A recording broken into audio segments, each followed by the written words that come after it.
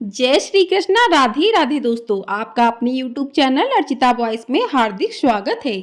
आप सभी पर भगवान विष्णु अपनी कृपा सदैव बनाए रखें। आज की वीडियो में हम सुनेंगे कार्तिक मास महात्म्य का चौथा अध्याय। कल हमने सुना था कार्तिक मास महात्म्य का तीसरा अध्याय।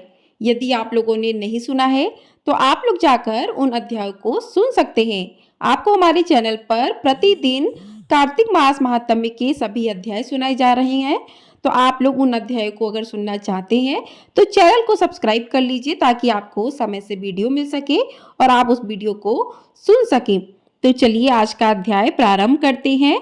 तो प्रिय भक्तजनों, नारद जी ने कहा, ऐसा कहकर भगवान विष्णु मछली का रूप धारण करके आकाश से जल में गिरे। उस समय विंध्याचल पर्वत पर तप कर रहे महर्षि कश्यप अपनी अंजलि में जल लेकर खड़े थे। भगवान उनकी अंजलि में जा गिरे। महर्षि कश्यप ने दया करके उसे अपने कमंडल में रख लिया। मछली के थोड़ा बड़ा होने पर महर्षि कश्यप ने उसे कुएं में डाल दिया। जब वह मछली कुएं में भी ना समा सकी तो उन्होंने उसे तालाब में डाल दिया।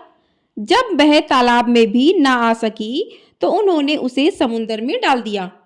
वह मछली वहां भी बढ़ने लगी।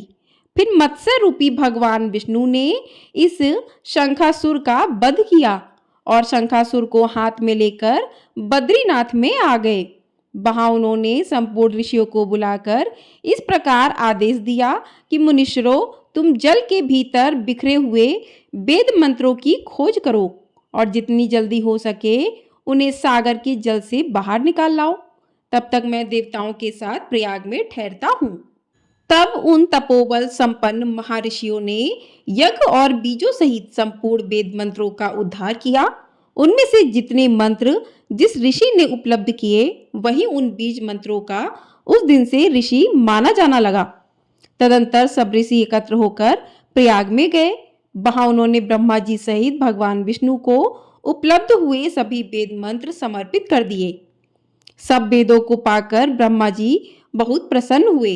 उन्होंने देवताओं और ऋषियों के साथ प्रयाग में अश्वमेध यज्ञ किया। यज्ञ समाप्त होने पर सभी देवताओं ने भगवान से निवेदन किया कि देवादिदेव जगन्नाथ, इस स्थान पर ब्रह्मा जी ने खोए हुए वेदों को पुनः प्राप्त किया है और हमने भी यहाँ आपके प्रसाद से यज्ञ भाग पाए हैं। अतः यह स्थान पृथ्वी पर सबसे श्रेष्ठ पुण्य की वृद्धि करने वाला एवं भोग तथा मोक्ष प्रदान करने वाला हो। साथ ही यह समय भी महापुण्यमय और ब्रह्मघाती आदि महापापियों की भी शुद्धि करने वाला हो तथा तय स्थान यहाँ दिए हुए दान को अक्षय बना देने वाला भी हो। यह वर दीजिए। भगवान विष्णु बोले, देवताओं, तुमने जो कुछ कहा है वह मुझे स्वीकार है। तुम्हारी इच्छा पूर्ण हो। आज से यह स्थान ब्रह्म क्षेत्र के नाम से प्रसिद्ध होगा। सूर्यवंश में उत्पन्न राजा भागीरथ यहाँ गंगा को लेके आएंगे और वह यहाँ सूर्य कन्या यमुना से मिलेंगी। ब्रह्मा जी और तुम सभी देवता मेरे साथ यहाँ निवास करो। आज से यह तीर्थ तीर्थराज के नाम से विख्यात होगा। तीर्थराज के दर्शन से तत्काल सभी पाप नष्ट हो जाएंगे। जब सूर्य मकर राशि में स्थित होंगे उस समय यहाँ स्नान करने वाले मनुष्यों के सभी पापों का यह तीर्थ नाश करेगा। यह काल भी मनुष्यों के लिए सदा महान पुण्य फल देने वाला होगा। माघ में सूर्य के मकर राशि में स्थित होने पर यहाँ स्नान करने से सालोक के आदि फल प्राप्त होंगे। देवादिदेव भगवान विष्णु देवताओं से ऐसा कहकर ब्रह्मा जी के साथ वहीं अंतर्ध्यान हो गए। तत्पश्चात इंद्रादि देवता भी अपने अंश से प्रयाग में रहते हुए वहां से अंतर्ध्यान हो गए। जो भी मनुष्य कार्तिक में तुलसी जी की जड़ के समीप श्रीहरि का पूजन करता है वह इस लोक में संपूर्ण भोगों का उपभोग करके अंत में वैकुंठ धाम को जाता है। बोलिए भगवान विष्णु की जय। आइए अब सुनते हैं बहुत ही पावन कथा, गणेश जी और बुढ़िया माई की कहानी। एक अंधी बुढ़िया थी जिसका एक लड़का और बहू थी। वह बहुत गरीब थी। वह अंधी बुढ़िया माई नित्य प्रतिदिन गणेश जी की पूजा और चौथ का व्रत करती थी। माई की पूजा से प्रसन्न होकर एक दिन गणेश जी भगवान ने उसे दर्शन दिए और बोले कि बुढ़िया माई, तू रोज निस्वार्थ भाव से मेरी पूजा करती है, जो चाहे सो मांग ले। बुढ़िया माई बोली कि हे विघ्नहर्ता गणेश जी, भगवान मुझे तो मांगना नहीं आता, सो क्या मांगू। तब गणेश जी भगवान बोले कि माई, मैं कल आऊंगा, तू अपने बहू बेटे से पूछकर मांग लेना।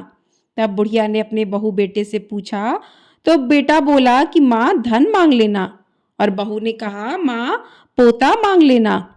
बुढ़िया ने सोचा कि बेटा बहू तो अपने अपने मतलब की बात कर रहे हैं, अतः बुढ़िया ने पड़ोसन से पूछा तो पड़ोसन ने कहा बुढ़िया माई, तेरी थोड़ी सी जिंदगी बची है, तू क्यों तो मांगे धन और क्यों मांगे पोता, तू केवल अपने आंख मांग ले, जिससे तेरा जीवन सुख से व्यतीत हो जाएगा।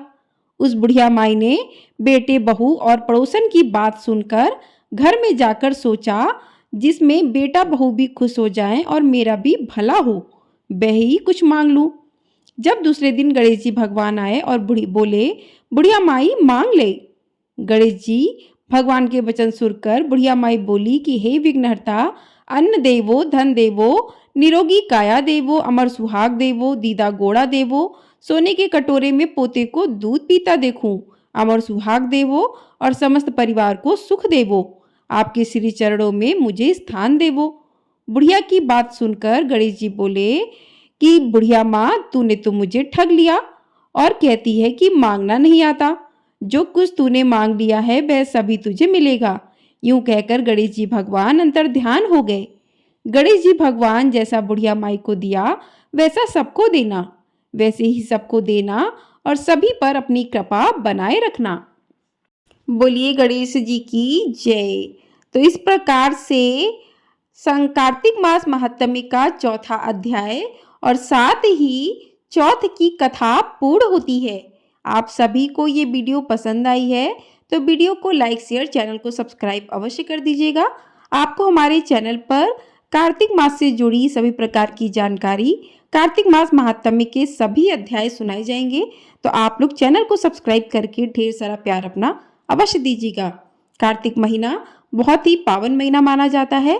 कहते हैं कि इस महीने में जो भी कार्य किए जाते हैं उनका करोड़ों गुना लाभ प्राप्त होता है। यह मास पाप का नाश करके व्यक्ति के सभी संकट को दूर करता है, धन सुख समृद्धि शांति एवं निरोगी काया प्रदान करता है। कार्तिक मास आरोग्य प्रदान करने वाला, रोग विनाशक, समृद्धि प्रदान करने वाला तथा महालक्ष्मी की साधना के लिए सर्वोत्तम माना गया है।